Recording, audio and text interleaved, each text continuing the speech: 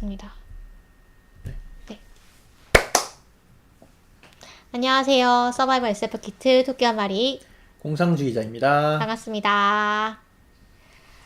네, 저희 오늘은 김영하 작가님의 작별인사라는 작품으로 찾아왔습니다. 이 작품 지난번 방송에서도 말씀드렸다시피 아주 인기가 있었던 작품이에요. 거의 교보문고에서는 6주 연속으로 베스트셀러 1위를 차지했던 작품이고, 또 김영하 작가님은 원래 SF를 쓰시던 분이 아니었기 때문에 더 화제가 됐었죠. 이분이 SF를 쓰시고 그 다음에 그게 베스트셀러 1위가 됐다는 그런 화제의 작품이기 때문에 저희가 한번 소개를 해보고자 했습니다. SF 팬분들은 오히려 그래서 좀 많이 안 읽으셨을 수도 있고, 오히려 먹을 분들, SF 팬이 아닌 분들이 많이 읽으신 SF 작품이라고 할 수도 있을 것 같아요. 대단히 특이한 작품일 것 같은데 한번 진행을 해보도록 하겠습니다. 일단은 김영하 작가님이 어떤 분인가 한번 소개를 드려볼까요? 혹시 김영하 작가님의 다른 작품 읽어보신 적 있나요? 읽어보지는 않았고요. 네. 그 살인자의 기억법을 네. 들어봤어요. 살인자의 기억법이라는 작품이 있다. 네네네. 네. 저는 개인적으로 김영하 작가님 되게 좋아하거든요.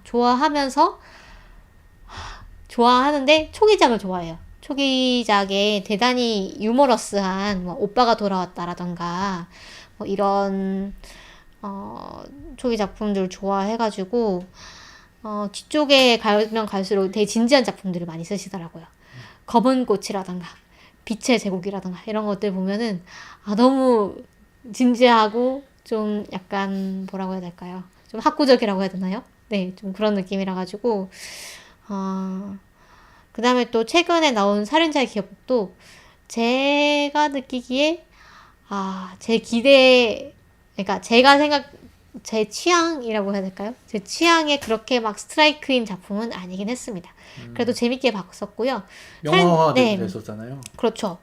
설경구 배우가 나와가지고 영화가 되기도 했었는데, 대강 뭐 줄거리를 말씀드리면 살인자가 치매에 걸린 겁니다. 그래서 본인이 살인을 했는지 안 했는지 이런 것들을 헷갈리기 시작해요. 근데 본인에게는 딸이 하나 있죠. 그래서 이 딸을 누군가가 살인자는 살인자를 알아볼 수가 있을 거잖아요. 그래서 그 살인자인 것처럼 보이는 어떤 청년이 딸에게 접근하는 걸 보고 안 되겠다. 그래서 너를 막아야 되는데 어떻게 막을까? 이런 것들을 막 궁리를 하면서, 근데 또 본인의 기억은 점점점 희미해지는 거고, 그거를 이 범인이 막 이용해 먹는 것 같고, 이런 것들이 막 혼란스럽게 펼쳐집니다. 이게 사실 영화로서는 잘 표현이 안 될 것 같은 게, 왜냐하면 이 알츠하이머에 걸린 살인자 본인의 시점에서 이걸 묘사를 하기 때문에 어떤 서술 트릭 같은 게 되는 것이고, 그 다음에 더 흥미진진한 것이거든요. 그래서 영화에서는 어떻게 표현이 되는지 제가 안 봐서 모르겠지만 좀 별로였다라는 얘기를 많이 듣기는 하는 것 같습니다. 영화요? 네, 영화가. 어쨌든 이분은 여러 가지 이제 아주 유명하신 분이죠. 유명하신 분이고 팬도 많으신 분이고 활동도 많이 하시죠. 네, 예를 들면 상도 많이 받으셨고, 네. 문학동네 작가상, 동인문학상 등등등등을 수상을 하셨고, 95년도에 데뷔를 하셨기 때문에 상당히 이제는 중견 작가라고 볼 수 있을 것 같아요. 그래도 아주 나이가 많이 드신 편은 아니기 때문에 좀 그나마 또 젊은 작가로서 인기도 좀 있으시고요. 최근에 알쓸신잡에 나오셨죠? 그래서 그러니까 원래 책을 좀 읽으시는 분들, 문학에 관심이 있으신 분들한테는 이미 너무나 네임드셨지만, 또 알쓸신잡에 나오심으로 해서 책을 안 읽는 분들에게는 비로소 또 셀럽이 되신 그런 분입니다. 최근에 유퀴즈에도 나오셨더라고요. 그래서 이 작별인사라는 책을 또 홍보를 하시기도 했습니다. 이분이 저희 인상은 사실 책보다 말씀을 말씀을 재밌게 하세요. 네. 말씀을 되게 재밌게 하셔서 이분이 예전에 저는 이분의 팟캐스트를 많이 들었거든요. 팟캐스트를 하셨어요. 김영하의 책 읽는 시간이던가? 하는 그런 팟캐스트를 했는데, 밑에 북클럽 아니요, 아닌가요? 그건 아니고요. 네. 이거다. 네. 김영하의 책 읽는 시간이라는 팟캐스트를 오랫동안 하셨는데, 저희가 아까 쉬는 시간에 그 얘기 했잖아요. 저희가 낭독을 하고 싶은데 저작권이 걸려가지고 못한다. 이런 얘기를 했는데, 이분도 그러셨어요. 그러니까 김영하 작가가 직접 작품을 낭독을 해주는 그런 프로그램이었는데, 이런 저작권이 계속 걸리기 때문에 그 방송을 지속하기가 어려웠다라고 하면서 2000년도쯤에 이 방송은 그만하겠다라는 공지를 올리셨거든요. 그래서 이때 저는 이 팟캐스트를 통해서 이분과 이제 SF의 접점을 좀 찾기도 했었습니다. 이분이 호시 시니치 작가를 소개를 해주셨어요. 저는 그래서 이때 처음 알았어요. 이 호시 시니치라는 작가를. 그리고 이 호시 시니치의 여러 가지 이제 쇼트들이 있는데, 아주 그 역편이라고 하죠. 아주 짧은 단편들이 있는데, 그 중에 복코짱이라는, 그러니까 여자 로봇을 다룬, 그런 단편을, 낭독을 하셨어요. 낭독을 하셨고, 대단히 재미있게 들었었고, 네. 그 다음에 지금은 이 팟캐스트를 그만두시고 네이버 오디오 클립에서 듣는 연재 에세이라는 거를 또 진행을 하고 계세요. 그리고 이적의 지문사냥꾼이라는 혹시 책을 아시나요? 그 가수 이적 맞습니다. 네. 그 가수가 이 지문사냥꾼이라는 뭐라고 해야 될까요? 그것도 약간 SF 판타지적인 그런 상상력이 담긴 단편집인데요. 그 단편집에 추천사를 써주기도 하셨다고 하네요. 그래서 이런 부분들에 있어서 좀 SF와의 접점이 있었던 것 같고, 또 이전에 그 살인자의 기억법이라는 작품도 어찌 보면 SF라고 할 수도 있겠죠. 메멘토랑 비슷하잖아요. 네. 그래서 못이라는 혹시 밴드를 아시는지? MOT라고 적는 밴드고요. 2명이서 하는 밴드인데 그 중에 이제 이이연이라는 분이 멤버가 요즘은 솔로로 활동을 하세요. 저는 대단히 좋아하는 뮤지션인데 이분이 북 트레일러를 직접 만들기도 하셨어요.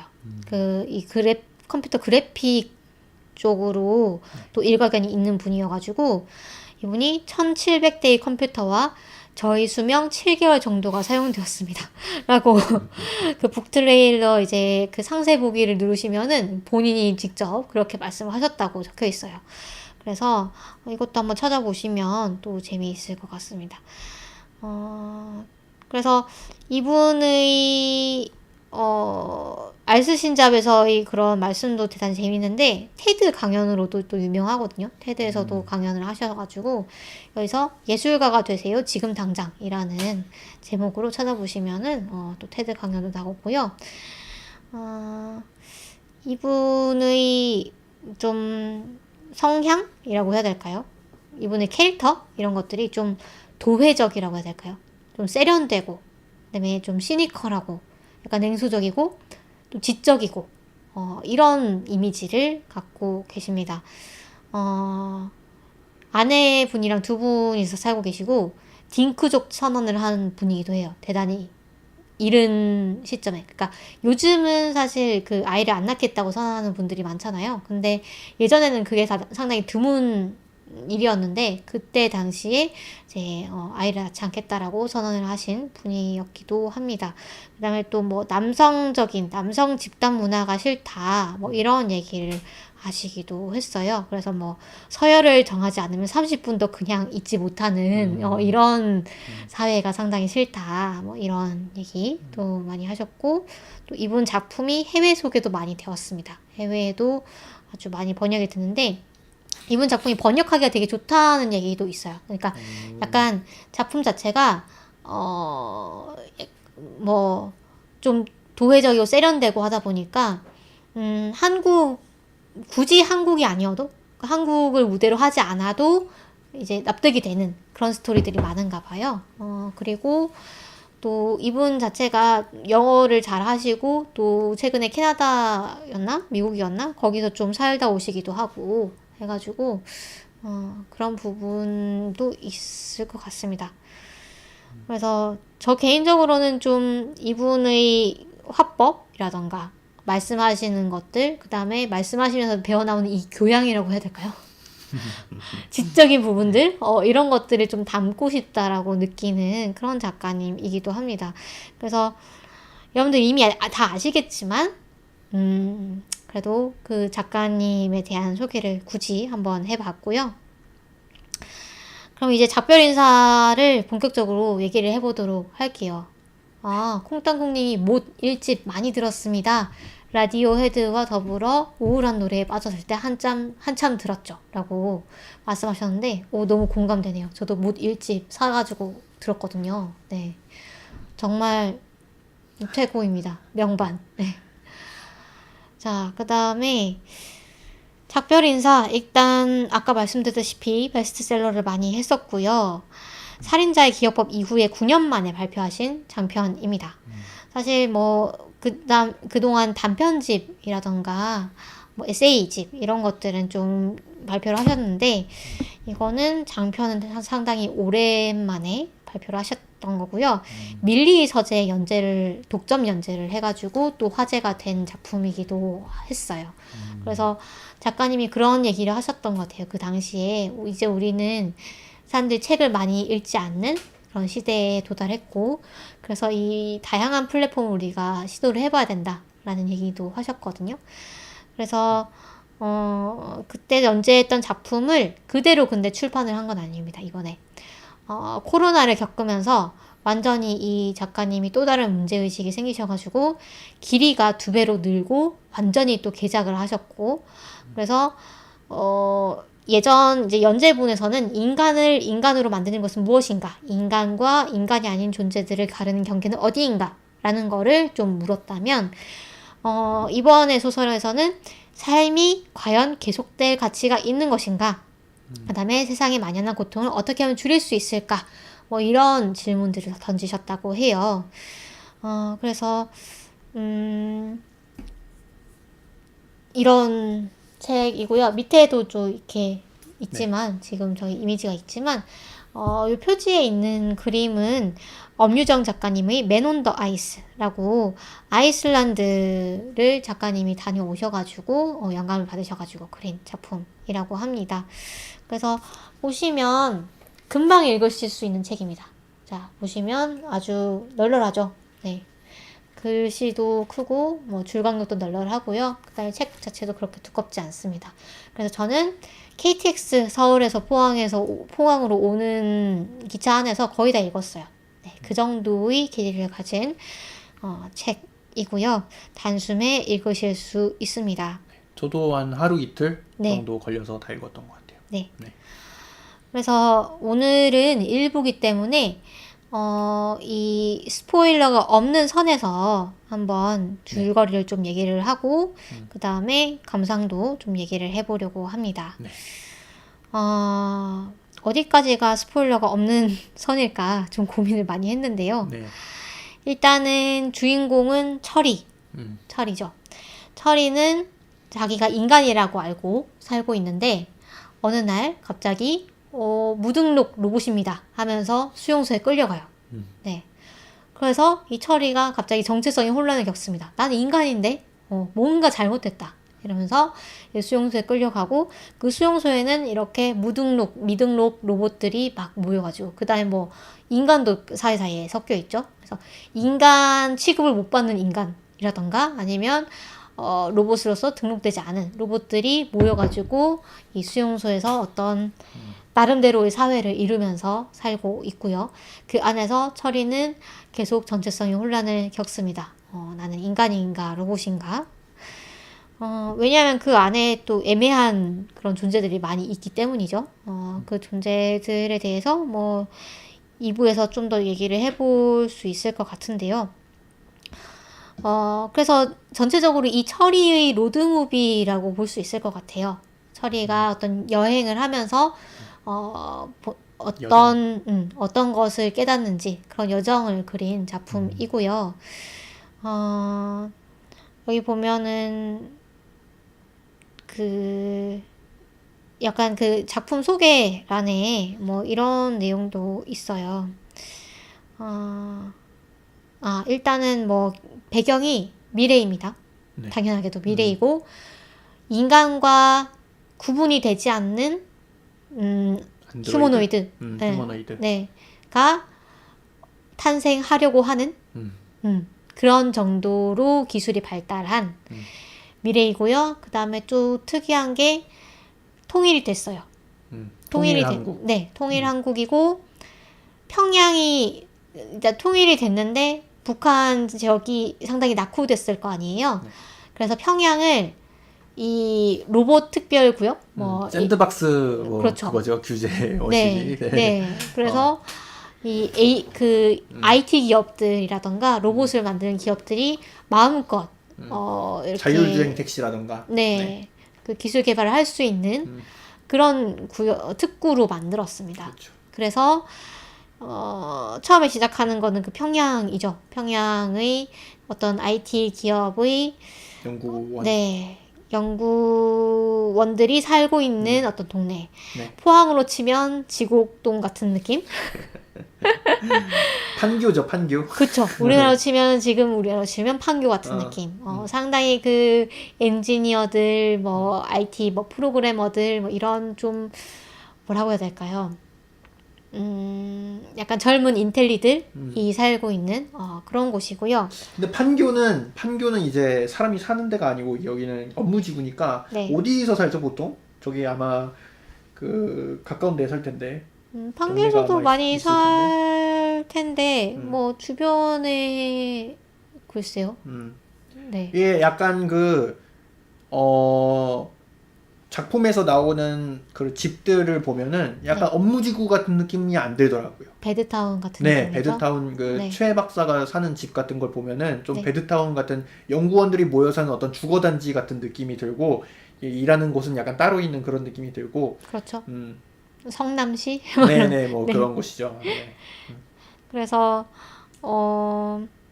여기서 평화롭게 살아가다가 이제 수용소로 끌려가게 되는 내용입니다. 처리가.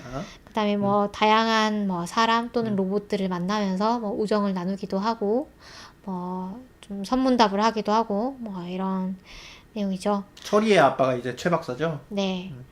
그다음에 처음에 시작이 철이가 거의 죽음을 맞이하는 그 장면에서 시작을 하죠. 네. 그래서 철이가 어떻게 죽음으로 이르는가 이런 내용이라고 볼 수도 있을 것 같고요. 그 다음에 네. 이런 그 책 설명 보니까 이런 얘기도 있어요. 나는 내가 알던 내가 맞는가를 질문하며 정체성의 혼란을 겪는 주인공의 모습은 김영하 소설에서 낯설지 않은 장면이다. 빛의 제국의 기형이 그랬고 살인자의 기억법의 병수가 또한 그랬다. 원고에서 핵심 주제였던 정체성의 문제는 개작을 거치며 비중이 현저히 줄어들었다. 대신 태어남과 죽음, 만남과 이별의 변증법이 작품 전체를 관통한다. 이렇게 나와 있네요. 그래서 빛의 제국은 제가 잠깐 설명을 드리자면 간첩 얘기입니다. 주인공이 간첩인데 북에서 이제 난파된 간첩인데 너무 지령이 없이 오래 살다 보니까 정체성이 흔들리기 시작하는 거예요. 나는 그냥 남한 사람 아닌가? 내가 정말 간첩인가? 이런 혼란을 겪는 그런 주인공입니다. 그래서 여기까지 얘기하고 감상을 얘기를 해볼까요? 아, 네. 너무 조금인가요? 아니요, 괜찮습니다. 괜찮을까요? 네. 네. 그러면 스포 없이 감상을 한번 얘기를 해보도록 하죠. 공성님은 어떻게 읽으셨나요? 재밌으셨나요? 네, 재밌었고요. 네. 주제의식이 좋았던 것 같아요. 오. 주제의식이 괜찮았고 네. 이게 정체성에 관한 문제, 로봇과 인간, 무엇이 인간인가라는 문제는 사실 좀 올드하잖아요. 네. 올드한 주제고 너무 오래된 주제고 그러다 보니까 어떻게 보면은 좀 그 클리셰적인 그런 네. 주제가 될 수 있었는데 음. 거기서 뭔가 한 발짝 더 가는 네. 그런 뭔가 태어남에 대한 문제 음. 그런 문제 의식이 한 번 더 나와가지고 음. 그런 주제도 누구나 한 번쯤 생각해보는 문제잖아요. 어떻게 보면은 삶과 죽음. 네. 네네네 나는 왜 태어났는가 음. 그런 문제들이 누구나 생각해보는 문제인데 사실 저는 이 주제가 잘 안 다뤄졌다라고 좀 느꼈거든요. 이제까지 그러니까 언젠가 한 번쯤은 어디선가 다뤄줘야 될 것 같은데 네. 다뤄줘야 될 주제인데 안 다뤄졌다라고 느꼈는데 이 책이 그런 어떤 가려운 부분을 좀 해결해준 느낌이 있는 것 같았어요. 그렇군요. 저는 사실 생각보다는 좀 재미없었습니다. 그러니까 재미있는데 좀 뻔한 느낌? 그리고 어떤 분이 이제 리뷰에 막 그런 얘기를 쓰시기도 했어요. 아, 좀 초등학교 그 논술 교재 같다. 약간 초등학교에서 이걸 읽고 토론 수업을 하면 딱 좋을 만한 그런 느낌이다라고 얘기를 하셨는데 왜 그런 느낌을 받으셨는지 저는 좀 이해가 가더라고요. 중간에 보면은 선문답이 대단히 많아요. 등장인물들끼리 뭐 예를 들면 우리가 왜 태어났을까요? 아니면 뭐 예를 들면 뭐 죽은 사람을 되살려야 될까요? 뭐 이런 것들. 그런 것들에 대해서 선문답을 하는데 여기 보면 이제 작가가 그거를 뭐 다른 데서 좀 이렇게 참고해 왔다고도 밝히고 있는데 이런 것들이 사실 소설적으로 이거를 풀어낸 것일까? 라는 생각이 좀 드는 거예요, 저는. 너무 직접적이지 않냐? 너무 직접적으로 좀 약간 교훈적이라고도 할 수 있고, 약간, 작가는 이렇게 생각을 하는데, 너네는 어떻게 생각하냐? 이런 식으로 너무 직접적으로 묻는 것 같아서, 이게 논픽션이라면, 뭐 에세이라면 당연히 그럴 수 있는데, 소설이잖아요. 그래서 소설로서의 어떤 소설만이 가질 수 있는 그런 간접적이고 은유적이고 그런 방법으로 이 주제를 풀어나간 것 같지는 않다라는 생각이 저는 좀 들었어요.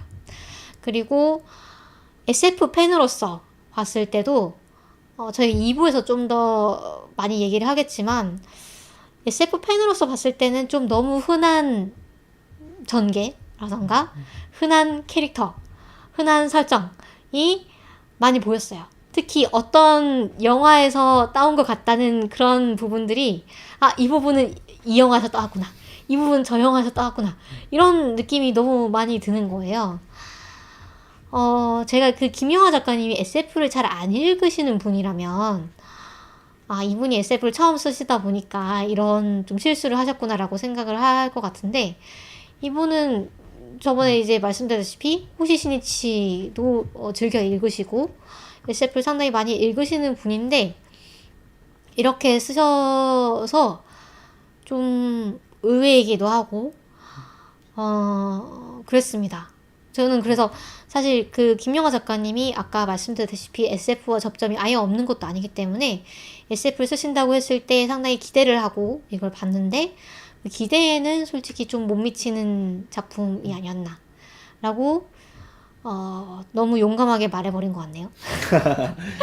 개인적인 의견입니다. 네, 말하고 나니까 너무 용감했는데 왜냐면 김영하 작가님은 팬들이 엄청 많거든요. 그쵸. 네, 엄청 많고 다만 자유니까 이 작품에 대한 개인적인 소회였고요. 저도 김영하 작가님 팬이기 때문에 좀 안타까운 마음으로 네, 얘기를 해봤습니다. 제 생각에는 이 주제가 말씀하신 대로 너무 거대한 주제잖아요. 삶과 죽음의 문제, 우리가 태어난 것에 의미가 있는가라는 아주 큰 주제였기 때문에 오히려 그 주제에 작가님이 너무 좀 기가 눌려버린 게 아닌가. 약간 너무 무거운 것에 눌려서 작가님의 좀 더 자유롭게 이걸 좀 풀어내셔도 되는데 너무 부담을 가지고 풀어내신 게 아닌가라는 생각도 좀 들었거든요. 왜냐하면 작가의 말에도 내가 이런 작품을 다시는 쓰지는 못할 것 같다. 이렇게 얘기를 하시더라고요. 그러니까 작가님이 이걸 쓰시면서 상당히 많은 고민이 있었고, 그다음에 상당히, 궁리를 하면서 쓰셨던 것은 분명한데, 그러다 보니까 오히려 예전의 그런 질문들과 그 답변들을 오히려 반복하게 되지 않았나라는 생각도 저는 좀 들었습니다. 뭐 그럼에도 불구하고 저는 재미있게 본 부분들도 있었는데요. 일단은 이 책이 그러니까 흡입력이 있는 내용이긴 합니다. 계속 뒷부분이 궁금하고요. 그 다음에 술술술 읽히는 그런 부분은 확실히 있고요. 그 다음에 저는 사실 김영하 작가님의 그 어떤 아주 사소하고 일상적인 부분에 대한 관찰력을 대단히 좋아하거든요. 네. 그래서 고양이 로봇이 나오는 부분이 저는 좋았어요.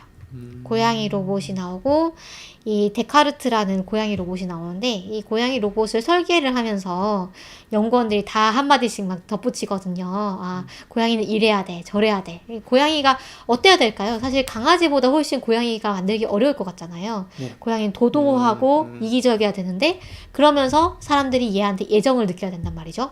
그래서 뭐 여기 보면은 뭐 어떤 연구원은 고양이는 욕심 많고 이기적이어야 돼. 고양이는 그래야 귀여워. 뭐 이런 대사가 나오거든요. 이런 부분들이 또 이제 로봇 고양이랑 실제 고양이랑 놀게 뒀더니 로봇 고양이가 실제 고양이를 보면서 배워가는 것도 있지만 실제 이제 현실의 이 동물인 이 고양이가 로봇 고양이를 닮아가는 부분도 있었어요.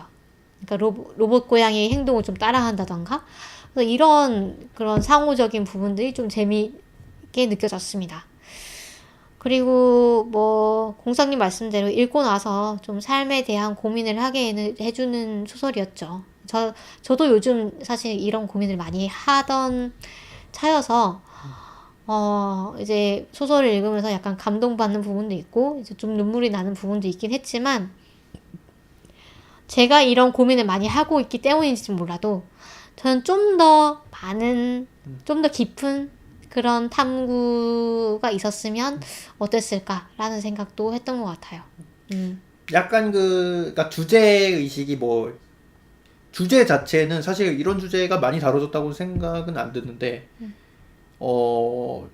말씀하신 대로 좀 너무 선문답식으로 이런 주제가 제시가 되고, 뭔가 이 주제에 관해서 뭔가 깊이 있는 이야기가 나오지가 않다 보니까 네. 약간 좀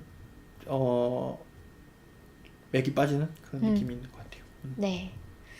그래서 그런 얘기도 있잖아요. 어떤 오스트레일리아인가 거기서 어떤 사람이 자기 부모를 자기가 원하지도 않는데 태어나게 했다 이런 걸로 막 고소를 했다 막 이런 얘기도 있거든요. 그렇죠. 네. 그런 거랑 이게 얽히는 얘기인데 이게 그냥 이게 선문답식으로 얘기가 나오다가 그냥 주인공이 이렇게 죽으면서 끝나잖아요. 네. 약간 좀 너무 어려운 얘기라서 그런 것 같아요. 너무 어려운 얘기고 어떻게 이것을 좀 잘 보여줄 것인가 그런 거에 대해서 사실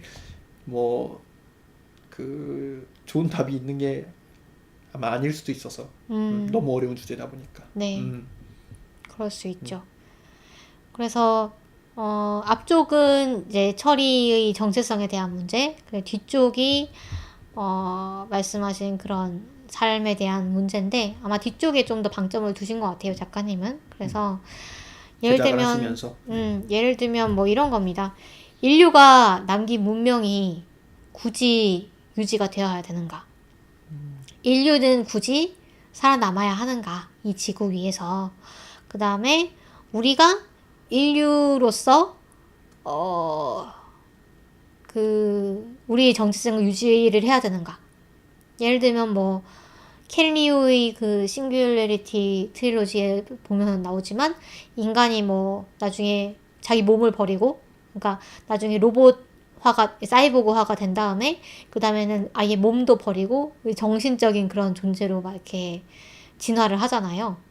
뭐 유년기 끝이나 뭐 이런 것들을 봐도 그렇고 그러니까 그런 부분들에 대해서도 얘기를 하는 거죠. 네, 얘기를 하고 있고 그래서 이런 내용들이 유년기 끝 하니까 또 여러분들 뭐 떠오르는 작품들이 많잖아요. 뭐 에반게리온이라던가 뭐 아주 많죠. 그래서 그런 식으로 저희 SF 팬들은 상당히 많이 이거를 접한 내용들이기 때문에 더 그렇게 느껴질 수도 있을 것 같아요. 그러니까 이런 SF 작품들을 많이 못 본 분들이라면 어떤 작품을 레퍼런스로 했는지 이런 게 잘 안 보일 거고 그렇기 때문에 오히려 신선하게 느낄 수도 있으실 거고 그렇다는 생각은 듭니다. 근데 이제 SF 팬 입장에서는 그렇게 흥미로운 작품은 아니었다. 안타깝게도. 네, 저는 그렇게 얘기를 하고 싶어요. 그렇지만 저희가 2부에서도 2부에서는 이제 스포일러와 함께 이 작품을 또 다뤄보려고 합니다. 그래서 그렇게 어떤 거시적으로 봤을 때는 조금 기대에 못 미치는 부분이 있지만 또 세세히 살펴보면은 또 재밌는 부분도 있어서 그런 부분들 다음 편에서 한번 다뤄보겠습니다. 네, 그러면 저희 이렇게 하고 다음 주에 만나 뵀으면 좋겠네요. 네, 다음 주에 만나요. 쿨다운 시간입니다. 쿨다운 시간입니다. 덥네요.